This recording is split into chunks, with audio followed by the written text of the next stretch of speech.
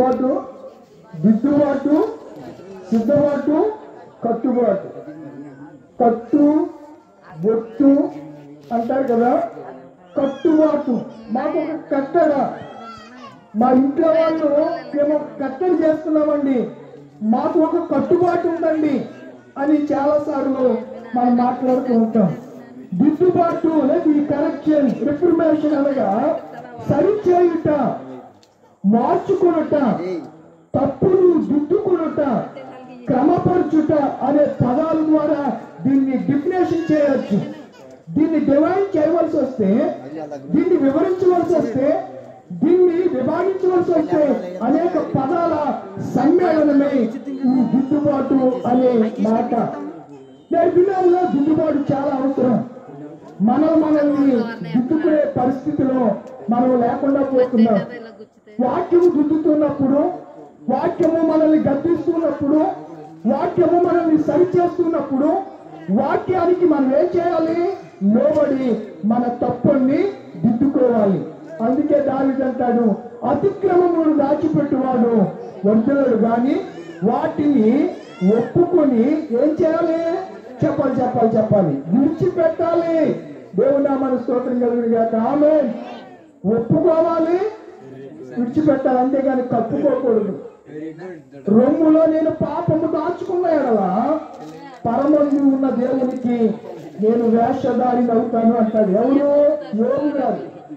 రొమ్ములో పాపం, హృదయంతరంగంలో చెడు ఒకవేళ అలాగే ఉంటే దానిని దిద్దుకుని కడుక్కొని దానిని తీసివేసుకొని విడిచిపెట్టకపోతే దేవుని శిక్షకు మనం ఏమవుతాం? పాత్రలు అవుతామనే సంగతిని నేను జ్ఞాపం చేస్తున్నాను. ఇది చాలా పెద్ద అంశం. మీకు ఇంట్రొడక్షన్ అంటారు దాన్ని. ఏమంటారు? ఇంట్రొడక్షన్ అనగా ఉపోద్ఘాతము. తెలుగులో ఏమంటారు దాన్ని? ఉపోద్ఘాతము. ఇంట్రొడక్షన్ మీ ఉపోద్ఘాతము. ఏంటి ఈ అంశానికి, ఇవ్వబడే పాఠాలకి సంబంధం ఏంటి? యేసు ప్రభు వారు ఒక దినాన్న బేతనీ నుంచి ఆయన ఎక్కడికి వెళ్తున్నాడు? యెరూషలేములోనికి వెళుతూ ఉన్నాడు.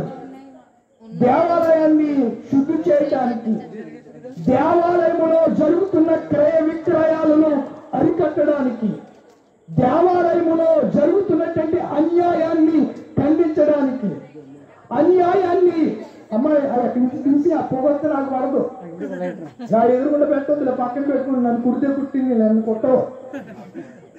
దేవునామానికి స్తోత్రం కలుగును గాక. ఆమేన్.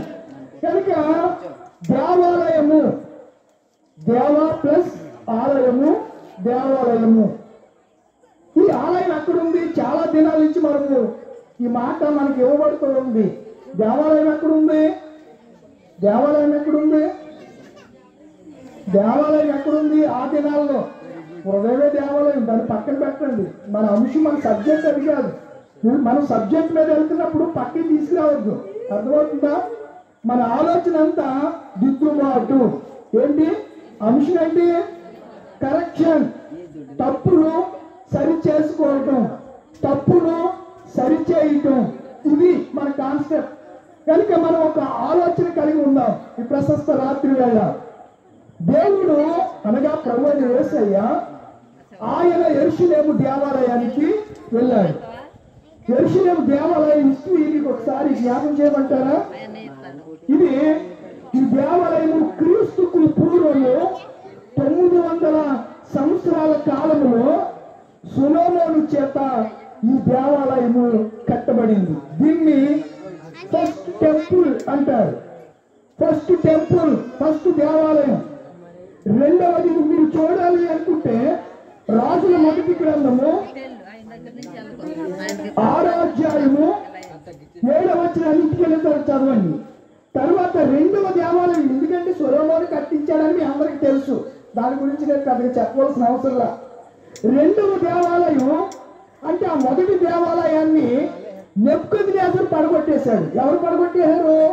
నెబుకద్నెజరు. అష్షూరు సామ్రాజ్య నేత అయినటువంటి బబులోను సామ్రాజ్య నేత అయిన నెబుకద్నెజరు దానిని సమూలంగా నాశనం చేసి బంగారాన్ని ఎత్తుకెళ్ళిపోయాడు. ఎత్తుకెళ్ళిపోతే ఆడి కొడుకు బెల్షాజర్ ఏం చేశాడు తెలుసా? ఆ బంగారు పాత్రలో ద్రాక్షరసం పోసుకుని తాగుతుంటే ఒక అర్ధరాత్రి మానవ హస్తపురేళ్ళు వచ్చి గోడ మీద మెనే మెనే టెక్కేల్ ఉపార్సిన అని రాశారు. వాడికి హార్ట్ అటాక్ వచ్చినంత పని అయింది. ఎవరికి? బెల్షాజర్కి. అంత పని అయ్యి కాళ్ళట 2 కాళ్ళు మోకాళ్ళు చేసి కొట్టుకున్నాయట. కంగారు పడ్డాడు, చాలా విభ్రాంతి చెందాడు, కలవర పడ్డాడు. ఆ రాత్రి నిద్ర పట్టలేదు.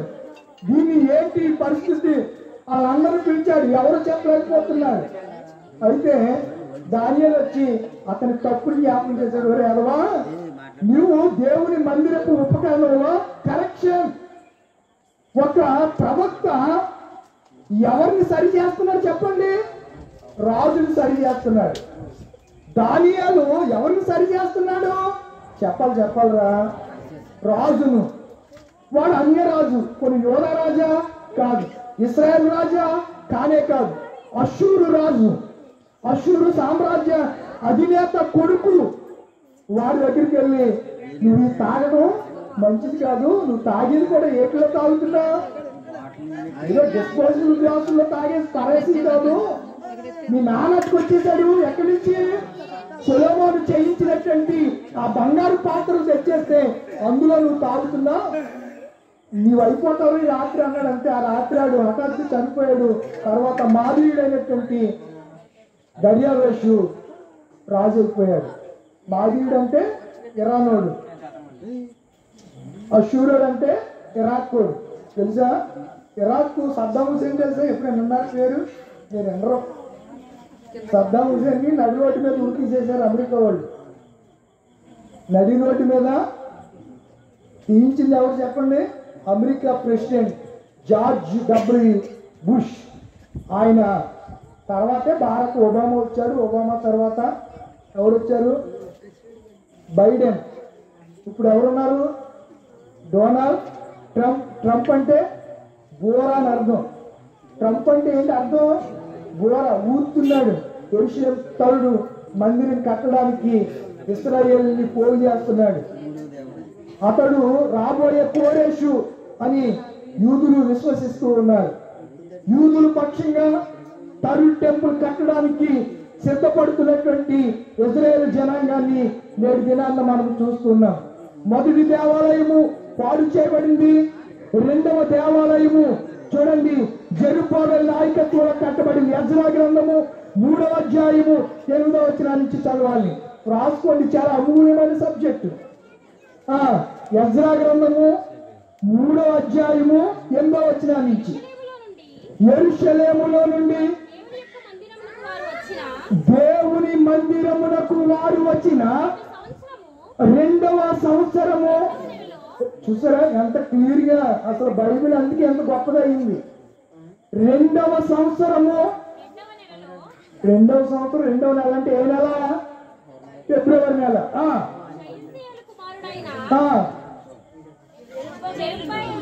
జెరుబ్బాబెలును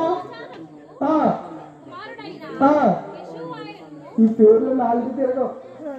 అందులో మీరు బాగా ఏమంటున్నారు? ఏంటది? అబ్రాహం గారిని తింటున్నారు బాగా. అబ్రాహం గారు అంటే తెలుసా? దత్త. దత్త అదే తినడం తప్పు కాదు. తిన్నది తినేది ఏది తప్పు కాదు. తిన్నది ఏది కూడా అలాంటి తాగటం కూడా తప్పు కాదని అడుగు ప్రభుత్వం ఉంటారు. బాబు ఏంటనుకుంటున్నారు జనాలు? సరే మంచిది. జెరుబ్బాబెలు నాయకత్వంలో అష్షూరు సామ్రాజ్య నేత నెబుకద్నెజరు పడగొట్టిన సొలొమోను దేవాలయాన్ని రెండవసారి జెరుబ్బాబెలు కట్టించాడు. అది ఎజ్రా గ్రంథం 3:8 నుంచి 12 వరకు ఉంటుంది. ఇప్పుడు అదే మందిరము మరలా నాశనం చేయబడితే దాన్ని తూతి మాత్రంగా ఏదో కట్టారు. ఒక గోడ మటుకి ఉంది, దాన్నే ఏడుపుల గోడ అంటారు. యూదులందరూ ఆ గోడ దగ్గరికి వెళ్ళి చిన్న కన్నం చేసి ఒక పేపర్ రాసి ప్రభువా మమ్మల్ని రక్షించడానికి త్వరగా రావాలని కన్నాల్లో పెడతా ఉంటారు. ఆ గోడ కన్నాల్లో పెట్టి ప్రార్థన చేస్తారు. గోడను పట్టుకుని ప్రార్థన చేస్తారు. మీరు ఇంటికి వెళ్ళిన తర్వాత ఒకసారి యూట్యూబ్లో కానీ నెట్లో కానీ వెళ్ళి గూగుల్లోకి వెళ్ళి సెర్చ్ చేసి యెరూషలేము దేవాలయము యూదుల ప్రార్థనలు అని కొట్టగానే మొత్తం మీకు ఫిలిమ్స్ తో సహా మొత్తం స్క్రీన్ మీదకి వస్తారు. చూడొచ్చు, సినిమాలో చూసినట్టే చూస్తారు మీరు. అర్థమవుతుందా? రెండవ టెంపుల్ కట్టబడింది. ఇప్పుడు ఆ రెండవ టెంపుల్ ని కొద్దిగా సరిచేసి హేరోదు యూదుల చేత మంచివాడు అనిపించుకోవాలని 40 సంవత్సరాలు దాన్ని రీమేకింగ్ చేశాడు, రీమోడల్ చేశాడు. వాటి గోడలు కట్టడం, వాటి గుమ్మాలని సరిచేయటం, ఇవన్నీ కూడా వాడు చేయడానికి హేరోదు చేయడానికి 40 సంవత్సరాలు పట్టింది. తరువాత రాత్రి కూడా చెప్పాను, రాత్రి మొన్న అక్కడ చెప్పాను, టైటస్ క్రీస్తు శకము 70లో దాన్ని మరలా ఏం చేశాడు, సమూలంగా నాశనం చేస్తే ఇప్పుడు అక్కడ ఉన్నటువంటి దేవాలయము డోమ్ ఆఫ్ ది రాక్, దాన్ని పక్కనే అల్ అక్సా మసీద్ అని ఉంటుంది, దాన్ని పడగొట్టి ఇప్పుడు ట్రంప్ గారు ఏం కట్టాలనుకుంటున్నారు, దేవాలయము, దాన్ని థర్డ్ టెంపుల్ అంటారు, 3వ దేవాలయాన్ని కడతారు. అన్ని జరుగుతున్నాయి, ప్రవచనాలన్నీ నెరవేరుతూ ఉన్నాయి. యూదులందరూ ఒక తాటి మీదకి వచ్చారు. వారిలో సగం మంది మెస్సయ్యే దేవుడని అంగీకరిస్తున్నారు. ఆయన యూదులకు రాజని అంగీకరిస్తున్నటువంటి పరిస్థితి, యూదుల రబ్బీలు నేటి దినాన్న అంగీకరిస్తున్న పరిస్థితి మనము చూస్తూ ఉన్నాం పేపర్లో. కనుక నా ప్రభునందున ప్రియమైనటువంటి దేవుని పిల్లలారా, దైవ జనాంగమా, ఈ థర్డ్ టెంపుల్ కట్టబడడానికి చాలా సమయం ఉంది, జరుగుతున్నాయి, ఒక్కొక్కటి జరుగుతుంది. అయితే యేసు ప్రభు వారు ఉన్న దినాల్లో ఆయన ఆ 2వ మందిరంలోనికి ప్రవేశించాడు. ప్రవేశించేసరికి అక్కడ ఏం జరుగుతున్నాయి, క్రయ విక్రయాలు. క్రయం అంటే ఏంటి, విక్రయం అంటే ఏంటి చెప్పాలి కాదమ్మా. క్రయ విక్రయాలు, కొనడం అమ్మడం, కొనడం అమ్మడం, రూపాయికి కొనడం, 2 రూపాయలకి అమ్మటం, అలాగే 4 రూపాయలకి కొనడం, 10 రూపాయలకి అమ్మటం. ఇప్పుడు దేవుని ఇల్లు వ్యాపారపు ఇల్లు అయిపోయింది. అక్కడ క్రయ విక్రయాలు జరుగుతున్నాయి. యాజకులు ధర్మశాస్త్రాన్ని సరిగా బోధించట్లేదు. అక్కడ ఎట్లున్నాయి, గొర్రెలున్నాయి, ఎడ్ల సంతగా, గొర్రెల సంతగా, పావురాలు సంతగా దాన్ని మార్చేశారు. దేన్ని, దేవుని మందిరాన్ని, దేవుని ఆలయాన్ని. దేవునికి పట్టలేనంత కోపం వచ్చింది. ఆయన ఉగ్రుడైపోయాడు. ఆయన తన కోపంతో ఆయన ఏం చేశాడంటే ఆ బల్లలన్నిటిని కూడా పడద్రోసేశాడు. దేవాలయాన్ని శుద్ధి చేస్తూ, దిద్దుతూ, కరెక్షన్ చేస్తూ, మీరు చేసేది తప్పు, మీ ప్రవర్తన మార్చుకోండి, మిమ్మల్ని మీరు దిద్దుకోండి. చాలాసార్లు నేను పాడతాను, మీకు కూడా తెలిసి వచ్చినటువంటి కీర్తన, మొంగమూరి దేవదాసయ్య గారు పాడినటువంటి కీర్తన ఏంటి, నన్ను దిద్దుము చిన్న ప్రాయము సన్నుతుండవు నాయనా, నన్ను దిద్దుము చిన్న నాయనా. నన్ను వద్దు, సమయం లేదు కదా, ఇంకా 10 నిమిషాలు ఉంది. నన్ను దిద్దుము. సామెతల గ్రంథము 12వ అధ్యాయము, సామెతల గ్రంథము 12వ అధ్యాయము మొదటి వచనాన్ని చూడండి. శిక్షను ప్రేమించువాడు, దేనమ్మా, శిక్షను ప్రేమించువాడు దేన్ని ప్రేమిస్తాడట, ఏంటంటే నేను అంటలేదండి, పశువు అని నేను అంటున్నానా, నేను అన్నానా, మహాజ్ఞాని రాశాడు, అది సొలొమోను గారు రాశారు. మనం ఏమి ఇప్పుడికప్పుడు దాన్ని ఫిల్ చేసేయాలి. అక్కడ గద్దెంపును అసహించుకునేవాడు పశుప్రాయుడు. అక్క పశువు ఏం చేస్తుంది, అది ఎక్కడ ఉంటుందో అక్కడే ఉంటుంది. దాని దగ్గరికి వెళితే బ్యాడ్ స్మెల్ భరించలేం, అలాంటి పరిస్థితి పశుప్రాయుడంట. కీర్తన గ్రంథము 50:16, కీర్తన గ్రంథము 50వ అధ్యాయము. ఎవరితో చెప్తున్నాడట అంటే భక్తిపరులు ఉన్నారనే కదా నేను అర్థం. భక్తిహీనులతో దేవుడు ఎలాగో సెలవిచ్చుచున్నాడు. భక్తిహీనులు కూడా కట్టలు వివరిస్తారా? వివరిస్తారు. భక్తిహీనులు అవి బాబోయ్ ఈ రోజు వాళ్ళు మాట్లాడితే ఏదో సాక్షాత్తు ఏదో దేవదూత మాట్లాడినట్టు మాట్లాడుతూ ఉంటారు. అంత తీగా ఉంటాయి వాళ్ళ మాటలు. తేడు పూసిన కత్తులు జాగ్రత్త. గద్దింపును అనగా ఈ భక్తిహీనుడంట ఏం చేస్తున్నాడు? చదువమ్మ కిందకి. నా వాక్యాన్ని చెప్పడానికి నీకు అసలు అధికారం ఎవరిచ్చారా? నేను చెప్పినట్టే నిబంధన నీ నోట నుంచి ఎందుకు వచ్చిస్తున్నావు? ఈ భక్తిహీనుడికి ఏది అసహ్యం అంట? ఇప్పుడు భక్తిహీనులకి ఏం పడదు? కరెక్షన్ పనిచేయదు వాళ్ళకి. నేను గత భక్తుడిని నన్నే అంటాడా అనేవాళ్ళు కూడా ఉన్నారు చాలా మంది ఈ సమాజంలో. అందుకే కీర్తనకారుడు అంటున్నాడు కదా, భక్తిహీనులతో ఇలా మాట్లాడుచున్నాడు. నా కట్టడా అసలు చెప్పమందికి ఎవరు చెప్పాడు? నెంబర్ 1. రెండోది ఏమంటున్నాడంటే కరెక్షన్ అనేది నీకు అసహ్యము, నీకు పడదు. నీలో నీ తప్పు ఉందంటే నువ్వు దిద్దుకోలేవు, దాన్ని విడిచిపెట్టలేవు, దాన్ని సరి చేసుకోలేవు. దాన్ని విడిచిపెట్టి సన్మార్గంలో రావటం నీ వల్ల కాదు. నువ్వెవడివి? భక్తిహీనుడివి. నువ్వెవడివి? భక్తిహీనుడివి. నువ్వెవడివి? భక్తిహీనుడివి. కనుక గద్దింపు నీకు అసహ్యము. గద్దింపు నీకు అసహ్యము. మరొక మాట చెప్తున్నాడు. మరొక మాట నేను మీ ముందు మీ దృష్టికి తీసుకురావాలని నేను ఇష్టపడుతున్నాను. 21వ వచనం చదవండి. అందులోనే 21వ వచనం. అమ్మా, ఒరే భక్తిహీనుడా, ఇట్టి పనులు నువ్వు చేసినను నేను ఎలా ఉన్నాను? అందుకే ఇవాళ భక్తిహీనులు చెలరేగిపోతున్నారంటే దేవుడు ఎలాంటి వాడు? ప్రేమ కలిగిన వాడు కనుక సహిస్తున్నాడు. సమానులెవరు ప్రభు, నీ సమాను ఎవరు ప్రభు? సమానులెవరు ప్రభు?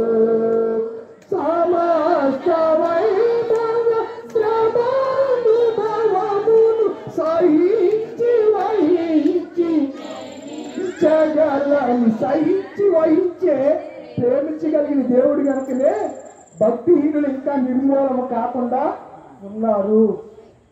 భక్తిహీనులతో దేవుడు మాట్లాడుతూ ఉన్నాడు. దిద్దుబాటు నీకు అసహ్యము కదా. చదవమ్మ 17వ వచనం, 21వ వచనం. ఇట్టి పనులు నువ్వు చేసినను. ఎట్టి పనులు అంట? ఎట్టి పనులు? దొంగతో నువ్వేం చేస్తున్నావు? ఉందా మాట? పైన 16లో ఉంటుందేమో. భక్తిహీనుడంట దిద్దుబాటు నువ్వు అసహించుకునేవాడంట ఎవరితో ఏకీభవిస్తాడు? యేసు ప్రభు వారు ఏమన్నారు? నా తండ్రి ఇంటిని మీరు దొంగల గుహగా గుహ అనగా బాగు చోటు, లేకపోతే ఒక గుహ. బయటి ప్రపంచానికి మీకు తెలియాలంటే కొంచెం జీకే జనరల్ నాలెడ్జ్ ఉంటే బంకర్లు అంటారు. అట్లా ఏమంటారు? మనకి కాశ్మీర్ బార్డర్లో పాకిస్తాన్ సైనికులని తరిమి కొట్టడానికి భూమిలో ఏం తవ్వుతారు? బంకర్లు తవ్వుతారు. బాంబు షెల్టర్స్ అంటారు. ఏదైనా ప్రమాదం విపత్తు సంభవిస్తే ఎందులోకి వెళ్ళిపోతారు? ఆ బంకర్లోకి, ఆ గుహల్లోనికి వెళ్ళి దాక్కుంటారు ఆపద తీరే వరకు. మరలా వచ్చి ఏం చేస్తారు? యుద్ధం చేస్తారు. హమాస్ తీవ్రవాదులు భూగర్భంలో టెన్నలు తవ్వేసుకున్నారు. పాలస్తీనా యుద్ధం జరుగుతుంది కదా, భూగర్భంలో కొన్ని కిలోమీటర్లు, 100 కిలోమీటర్లు ఆ కింద ఒక బస్సు వెళ్ళిపోయేంత టెన్నల్స్ ని కొన్ని సంవత్సరాల నుంచి తవ్వి అందులోనే వారు నివాసం చేస్తున్నారు. పైకి ఇల్లు ఉంటుంది, కింద ఏముంటుంది? ఇంటి కింద ఏముంటుంది? బంకర్ ఉంటుంది. ఆ బంకర్లో దాక్కుంటాడు. పైన బాంబు వేసిన ఈ బాంబు షెల్టర్, ఈ బంకర్ చాలా పటిష్టంగా ఉంటుంది. బాంబు కిందకి వెళ్ళదు. అందుకే ఈ మధ్యని అమెరికా వాళ్ళు ఏం చేశారంటే, ఇజ్రాయిల్ ఏం చేశారంటే లెబనాన్లో ఒక తీవ్రవాదిని బస్టర్ బాంబు అని వేసి భూకంపం సృష్టించారు. రిక్టర్ స్కేల్ మీద 6.5 భూకంప తీవ్రత వస్తే ఆ భూకంపం యొక్క ఆ దాటికి అందులో బంకలో ఉన్న వాళ్ళందరూ గుండాగి చచ్చిపోయారు. ఈ మధ్యనే జరిగినటువంటి రియల్ గా జరిగినటువంటి పరిస్థితి. వాళ్ళకి కనీసం చిన్న దెబ్బ కూడా తగల. ఆ శబ్దానికి ఆ బాంబుల యొక్క తీవ్రతకు భూకంపం వచ్చేసింది. భూకంపం వచ్చి ఆ టన్నల్లో ఉన్న వాళ్ళందరూ చనిపోయినటువంటి పరిస్థితి మనము పేపర్లోను రియల్ గా టీవీలో కూడా చూపించారు. ఆ దృశ్యాలు ఎలా చచ్చిపోయారో కూడా చూపించారు. వాటిని పైన శాటిలైట్ కెమెరాలు ఉంటాయి. ఇప్పుడు పైన ఏమున్నాయి? శాటిలైట్ కెమెరాస్ ఉంటాయి పైన. వాటిని కావాలనుకుంటే కొంచెం జూమ్ చేసి వాళ్ళు ఏం చేస్తారంటే, ఇప్పుడు మనల్ని కూడా గూగుల్లో మనం సెర్చ్ చేస్తే మ్యాప్లో మనందరం కనబడతాం. ఈ ఇంటిని సెర్చ్ చేస్తే ఇంటి దగ్గర ఎంత జనం ఉన్నారో మన శాటిలైట్ కెమెరా ద్వారా చూడగలం. తెలుసా మీకు? ప్రతిదీ కూడా క్షుణ్ణంగా పైనుంచి చూడగలిగినటువంటి వ్యవస్థ, టెక్నాలజీ పెరిగిపోయింది. అయితే భక్తిహీనుల గురించి మాట్లాడుతూ దేవుడు అంటాడు, దొంగలు చూస్తే నువ్వు వాడుతో. యేసు ప్రభువు దేవాలయంలోనికి వెళ్ళేమన్నారు, నా తండ్రి ఇల్లు దేవాలయము. అయితే దాన్ని మీరు ఎలా చేసేసారు? దొంగల గురుగా చేసి పాడు చేసేసారు. క్రయ విక్రయాలు ఇక్కడ జరుగుతున్నాయి.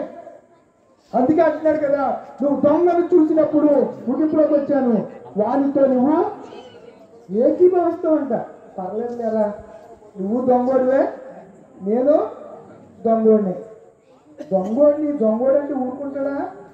చెప్పరేంటిలా ఊరుకుంటాడా? తప్పు చేసినాడు, తప్పు చేస్తున్నాడు, నేను చేయలేదు, నువ్వే తప్పు చేస్తున్నావు అంటారు. అలా ఉంది ఈ సొసైటీ. అయితే వాక్యం చెప్తుంది, మన యొక్క తప్పులను దిద్దేది దేవుడి వాక్యం. అయితే దేవుడు గద్దెప్పుడు భక్తిహీనుడు అసహించుకుంటున్నాడని చెప్పి, ఎందుకు అసహించుకుంటున్నాడంటే వాడు దొంగతో ఏం చేస్తాడు? సహవాసం కలిగి ఉంటాడు. తర్వాత రెండోది, నేను దాన్ని వివరించలేదు. వ్యభిచారులతో నీవు సాంగత్యం అంటే చెత్త పట్టాలేసి తిరగటం. అప్పుడు నిన్నేమంటారు? అలాంటి తిరిగితేనే నిన్ను కూడా అదే అంటారు. దొంగతో 6 నెలలు సహవాసం చేస్తే వారే హీరవుతారు. దొంగోడితో ఉంటే నిన్ను దొంగోడు అంటారు. వ్యభిచారుడితో ఉంటే, అందుకే బైబిల్లో మాట ఉంది, జ్ఞాని సహవాసము చేయువాడు జ్ఞాని అగును, చెడు సహవాసము చేయువాడు చెడిపోవును. బైబిల్ చాలా స్పష్టంగా చెప్తుంది. నువ్వు దొంగతో ఏకీభవిస్తున్నావు, వ్యభిచారులతో సాంగత్యం చేస్తున్నావు. ఏం చేయవల్లని? మూడో మాట, కీడు చేయవల్లని.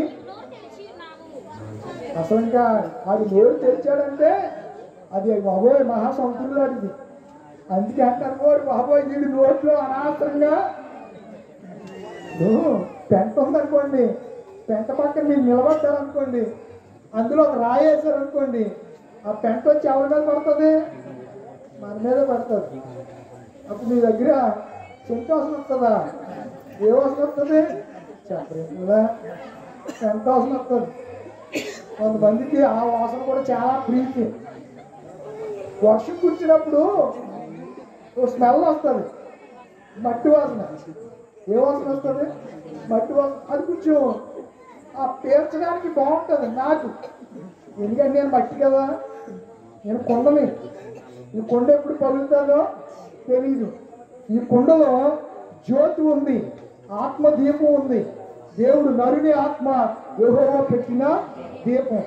ఆత్మ ఉంటేనే అందరూ మనల్ని ప్రేమ. అది కాస్త వెళ్ళిపోతే ఎవరు కూడా మనల్ని పట్టించుకోరు. అలాంటి పరిస్థితి కనుక దొంగ భక్తిహీనుడికి గద్దింపు అంటే అసహ్యము. వాడు దొంగతో ఏకీభవిస్తాడు, వ్యభిచారులతో సాంగత్యం చేస్తాడు. మూడవది, కీడు చేయవల్లని. ఏంటంట? నోరు తెరుచుచున్నావు. ఇంకో అవయవం ఉంది. ఈ మాట్లాడాలంటే ఏం కావాలి? మాట్లాడాలంటే ఏం కావాలి? అందుకో ఒక ఆయన అన్నాడు, నాలుకను నగదుగా వాడుకోగలిగితే పాడు కాదు బ్రతుకు, ఓడిపోదు నిజము. అదుపు చేయగదాని అదరి పడనిస్తే ముదురుతుంది మప్పు, మునుగుతుంది పడవ. నాలుకను నగదుగా వాడుకోగలిగితే పాడు కాదు బ్రతుకు, ఓడిపోదు నిజం. నాలుగుకి బాగా అదిరిపాటు ఎక్కువ, ఇది భక్తిహీనుడికి బాగా ఎక్కువ. ఎవరికి? మన మాటలు దేవుడు వింటాడనే స్పృహ లేకుండా మాట్లాడుతూ ఉంటారు. కొంతమంది నాకు నోరు ఉంది కదా, నాలుగు ఉంది కదా అని ఇష్టానుసారంగా కపటపు మాటలు, దొంగ మాటలు మాట్లాడుతూ ఉంటారు. మనిషి దగ్గర మాట పక్కకి వెళ్ళిన తర్వాత అలాంటి వాళ్ళని ఈ రాత్రి దేవుడు ఏమంటున్నాడంటే, భక్తిహీనులు అలాంటి వాళ్ళకి ఈ కరెక్షన్ అసహ్యం అంట. కరెక్షన్ వాళ్ళకి ఎలా ఉంటుంది? అసహ్యం. చివరిగా ఒక రిఫరెన్స్ ఇచ్చి ముగిస్తాను, మందిరంలో మిగతా దాన్ని మనం ధ్యానం చేద్దాం.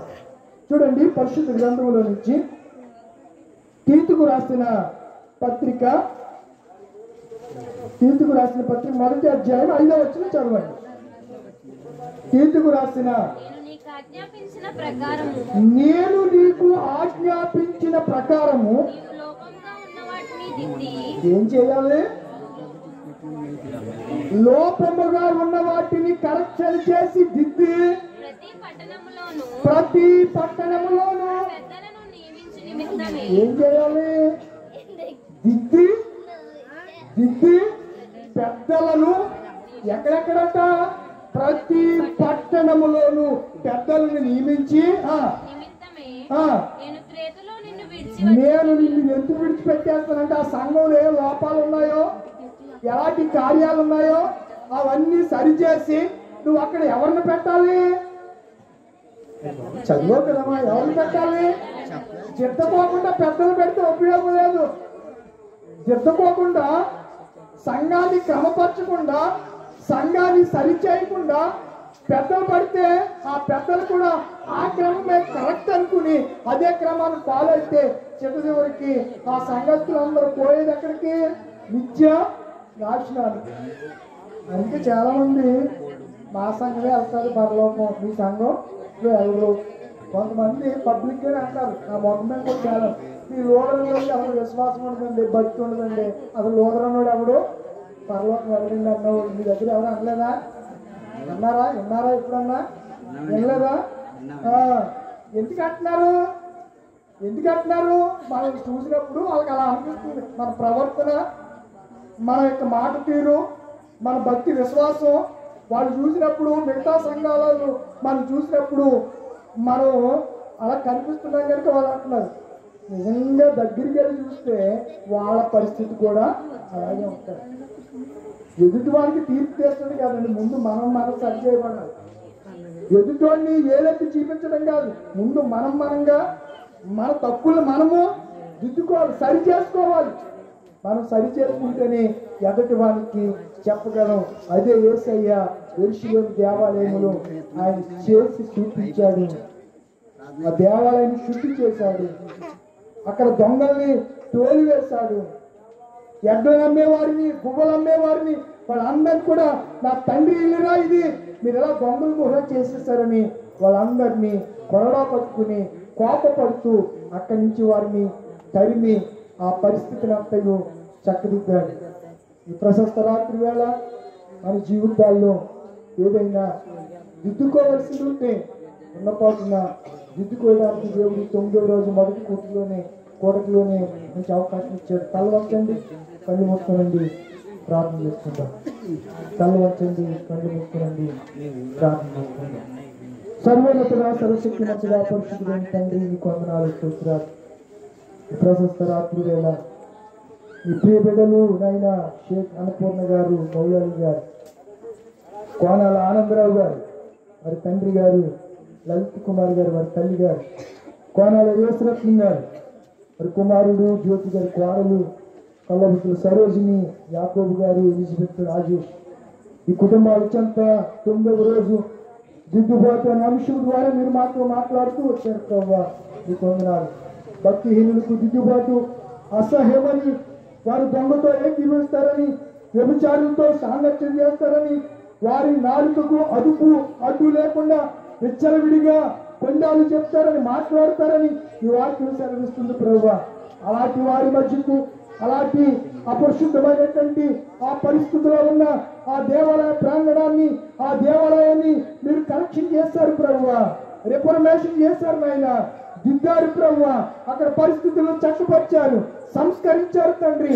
మా జీవితాల్లో ఏదైనా తెలిసి తెలియక చేస్తున్నటువంటి తప్పిదాలు, అతిక్రమాలన్నీ మమ్మల్ని మేము దిద్దుకొని సరిచేయబడి ఈ సిలువ దగ్గరికి ఈ రాత్రి వస్తూ ఉండగా మమ్మల్ని నీ సిలువ నీడలో మమ్మల్ని దాయింది ప్రభువా. ఈ సిలువ నీడలో భద్రపరచండి. ఈ సిలువ రక్తాన్ని ఒక్కొక్క బిడ్డ మీద ప్రోక్షించండి. కూడికి ఏర్పాటు చేసిన కుటుంబంలో బిడ్డలందరినీ మీరు దీవించమని, సన్మార్గములో, మంచి మార్గములో భయము భక్తి కలిగి నిన్ను సేవించి ఆరాధించే కుటుంబముగా ఈ కుటుంబము చేరవలసిన బిడ్డలమైన మేమందరం ఉండులాగిన కృప చూపించి మహిమ పొందమని, చక్కని సౌండ్ సిస్టాన్ని ఏర్పాటు చేస్తున్న ఎల్సిసి పెద్దలు ప్రయాసపడుతున్న బిడ్డలందరిని బట్టి, సౌండ్ ఆపరేటర్ చేస్తున్న బిడ్డలను బట్టి, వీళ్ళందరి బట్టి నీకు వందనాలు. 2వ కూడికి వెళ్తున్నాం. మాతో స్పష్టంగా మరికొన్ని సంగతులు మీరే మాట్లాడి మహిమ పొందమని, ప్రార్థన మీరు కడి తలింపు చేయమని యేసు పరిశుద్ధ నామములో అడిగి వేడుకుంటున్నాను పరమ తండ్రి. ఆమేన్. పరలోకములో మా తండ్రి, నామం పరిశుద్ధపరచబడి గాక, నీ రాజ్యం వచ్చిన గాక, నీ చిత్తం పరలోకమందు నెరవేరినట్లు భూమి మీద మా నెరవేరిన గాక. మన ఆహారం నిర్మలుగా ఇచ్చి మళ్ళీ అభివృద్ధి చేసిన క్షమించిన ప్రకారం అభివృద్ధి క్షమించి మమ్మ శోభకేత దృష్టి తప్పించుము. రాజ్యము, శక్తి, మహిమ నిరంతరం నీవే ఉన్నవి. ఆమేన్. మన తండ్రి అయిన దేవుని నుండి, ప్రభువైన యేసుక్రీస్తు నుండి కృపయు సమాధానము మీకు కలుగును గాక. ఆమేన్. పాట పాడొద్దు, దేవుడు మిమ్మల్ని దీవించును గాక. ఆమేన్. సమయం లేదు, అక్కడికి వెళ్ళిన తర్వాత ముగింపులో పాడు. సంఘపెద్దలు రండి, పలహారాన్ని అందిస్తారు. సంఘపెద్దలు రండి. పరిశుద్ధుడా పరమ తండ్రి, జీవాధిపతి నీకు వందనాలు. ఆత్మ సంబంధమైన ఆహారంతో పాటు శరీర సంబంధమైన ఆహారము కూడికిని 9వ రోజు కూడికిని ఏర్పాటు చేసుకున్నటువంటి కుటుంబ బిడ్డలు సిద్ధపరిచారు ప్రభువా. ఈ పలహారాన్ని సంఘ నాయకులు, సంఘ పెద్దలు వారి హస్తాలతో తాండ్రి చేసిన బిడ్డలందరికీ పరిస్థితి ఉండగా వారి హస్తాలు బయటపరచండి, సిద్ధపరచని కుటుంబాన్ని జీవించండి. యేసునామమున అడుగుతున్నాను పరమ తండ్రి. ఆమేన్. ఇంకా ప్రార్థన కూడా చేయలేదు.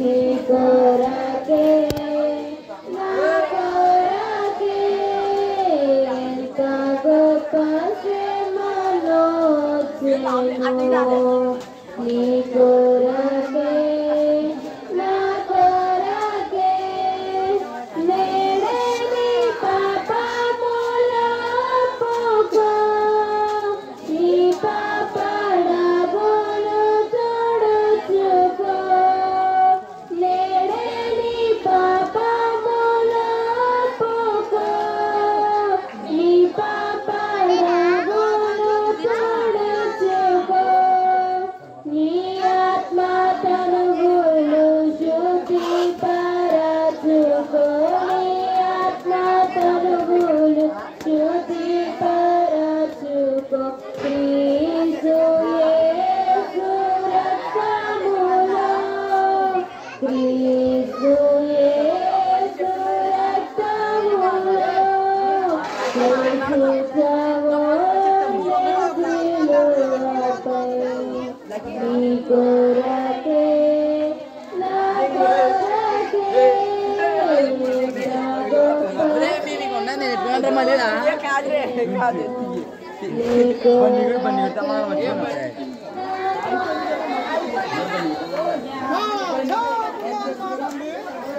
దయచేసి వినండి.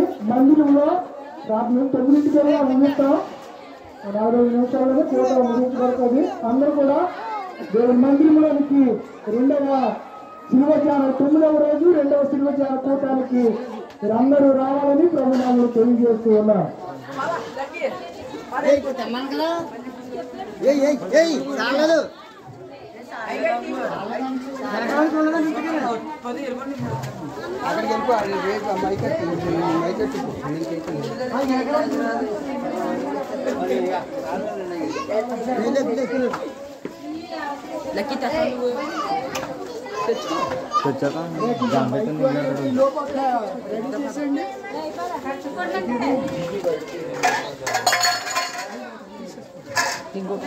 మీరు ఎందుకు ఎలా తిరుగుతున్నారా?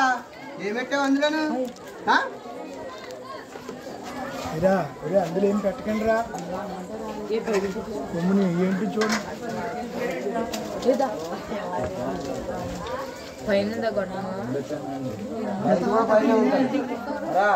లైట్ కూడా పైన ఉంటుంది.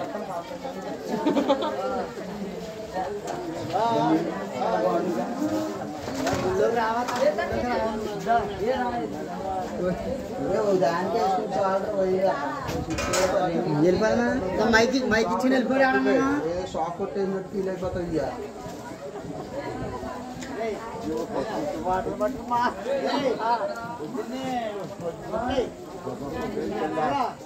వెళ్ళిపోతుందండి తీరన్నప్పుడు 9 తీసుకెళ్ళి అక్కడ ఆడేస్తా సరిపోద్దా? ఆడేస్తా. మైక్ కట్టుకెళ్ళారా? మైక్ కట్టుకుపోయాడు.